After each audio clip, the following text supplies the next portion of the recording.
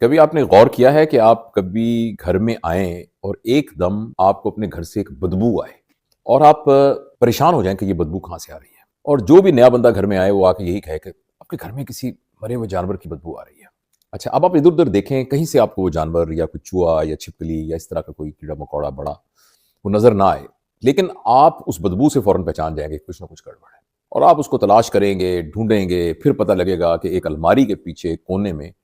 ایک چھوٹا سا چوہا مرا پڑا ہے، اور جب تک آپ اس کو پکڑ کے باہر نہیں نکالیں گے اس وقت تک پورے گھر کے اندر ایک سڑاند، ایک بدبو وہ پھیلی رہے گی۔ یہ میں نے بات آپ کو اس طرح بتائی ہے کہ بعض اوقات انسان کا جو رویہ ہے وہ بہت ہی ناقابل برداشت ہوتا ہے، اور بغیر وجہ کے وہ چڑچڑا ہو رہا ہوتا ہے، بغیر وجہ کے وہ غصے ہو رہا ہوتا ہے، بعض اوقات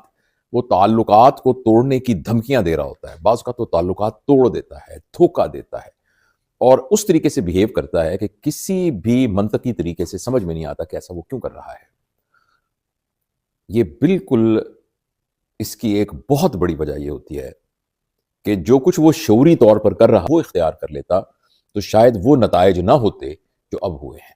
اس کو ہم ٹیکنیکلی ریفلیکشن یا سیلف ریفلیکشن کہتے ہیں، یعنی آئینے میں اپنے آپ کو دیکھنا۔ جب آدمی آئینے میں اپنے آپ کو دیکھتا ہے تو نہ صرف اپنے عیب دیکھتا ہے، نہ صرف اپنی خوبیاں دیکھتا ہے، بلکہ ان عیبوں کو، ان عیوب کو دور کرنے کے طریقے کے بارے میں بھی غور کرتا ہے۔ تو یہ بہت ضروری ہے کہ جب بھی ہمیں احساس ہو جائے کہ ہم اب نارمل بیہیو کر رہے ہیں تو اپنے اندر جھانک کر اپنی خود احتسابی کرنا، اپنے اندر جھانک کر اپنی صفائی کرنا،